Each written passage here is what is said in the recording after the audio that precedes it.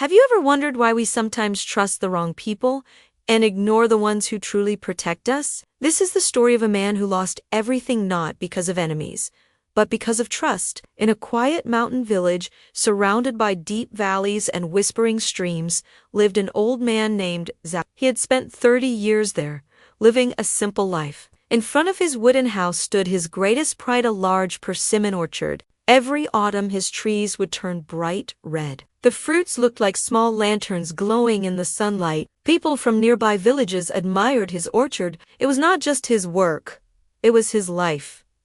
But one year, something changed. Before the persimmons could fully ripen, they began to disappear. Not stolen by people, eaten. Branches were broken. Fruits lay half-eaten on the ground. Every morning, Zhao would walk outside and see more damage.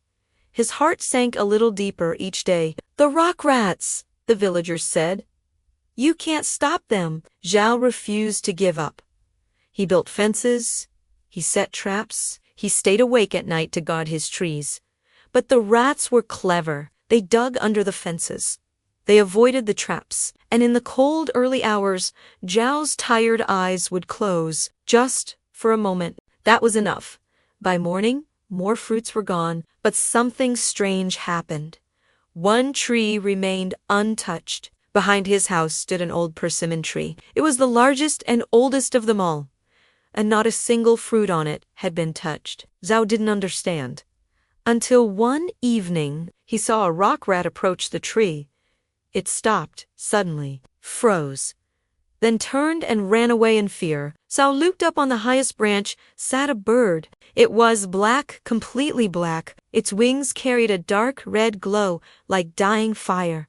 Its eyes were golden, cold, and still. The villagers called it the Black Widow. They feared it. They said it brought death. "If it lands on your house, someone will die," they warned. "Chase it away," his neighbor told him. But Zhao didn't. When he looked into the bird's eyes, he didn't see evil. He saw something else. Stillness, loneliness, and something like duty, so he let it stay. From that day on, everything changed. The rock rats disappeared. Not fewer. Gone. Zhao could finally sleep through the night. The orchard returned to peace, and every evening the blackbird would spread its wings and fly into the dark sky, returning only at dawn. It asked for nothing, it made no sound, it simply stayed. Sometimes the greatest protection is silent, but people don't trust silence. The villagers continued to whisper, "That thing is bad luck. It will bring disaster." Zhao heard them, but he ignored them. He trusted what he saw, or at least he thought he did. One night, near the end of autumn, Zhao woke up to a noise. He took his lantern and walked into the orchard. The blackbird was gone. Instead, near the stream, he found something small, a young animal. A masked palm civet. It was tiny, soft, harmless looking. It held a rotten persimmon in its paws, eating happily. When it saw Zhao, it didn't run. It looked at him, with innocent eyes. Zhao crouched down. The animal stepped closer. Its nose touched his hand. That small moment changed everything. Zhao felt something warm in his heart. He went back inside and brought food. The little creature ate eagerly. Then it curled beside him and fell asleep. From that night on, Zhao was no longer alone. He named it Tuan. Tuan followed him everywhere. It waited for him, it played around his feet. It trusted him completely, and Zhao trusted it back. Meanwhile, the blackbirds stopped coming. At first, it returned every few days. Then once a week. Then not at all. Zhao noticed, but he said nothing. He told himself it didn't matter. He had Tuan now, something soft, something warm, something that loved him back. The moment you choose comfort over truth, you begin to lose what truly protects you. Days passed. The orchard stood quiet, too quiet. Then one morning, Zhao walked outside and stopped. Something was wrong. The air felt heavy. The smell was sweet and rotten. He rushed into the orchard and his heart broke. Every tree was destroyed, every single one. The branches were stripped bare, the ground was covered in rotten fruit, juice soaked into the soil like dark blood. Everything was gone, except one tree. The old tree, still standing, still full of bright red fruit. Zhao walked slowly toward it, and then he saw, under the tree, was Tuan Chuan, eating happy, carefree. It ran toward Zhao, wagging its tail, holding a half-eaten persimmon in its mouth. It rubbed against his leg like nothing had happened. Zhao looked down at it, and in that moment, everything became clear. The rock rats were never the real enemy.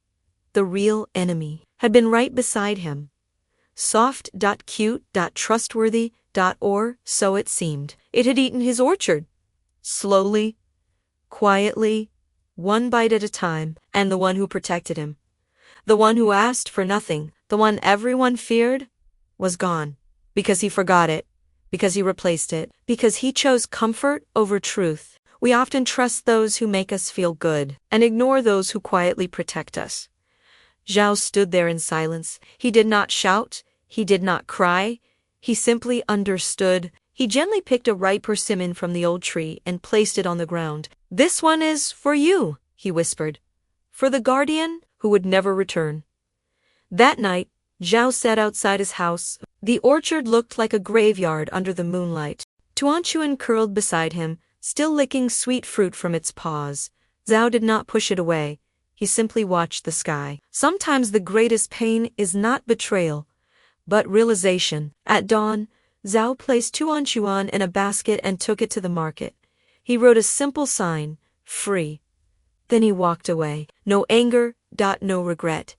Just silence. Back at his orchard, he cleaned the ground. He gathered the rotten fruits and placed them at the roots of the old tree. Life must go on even after loss. He sat beneath the tree and closed his eyes. The wind moved through the valley. For a moment, he thought he heard wings. Far away, fading, dawn. He placed a dried persimmon in the bark of the tree. "If you ever come back, take a bite." But deep inside, he knew some chances never return. Success is built in small steps, but loss also happens in small moments. Sometimes the greatest strength is knowing who to trust. And sometimes the greatest mistake is trusting what feels good instead of what is right. Do not wait until your life is empty to remember who once protected you in silence. If this story touched your heart, don't forget to like this video, leave a comment, and subscribe to the channel for more powerful stories like this.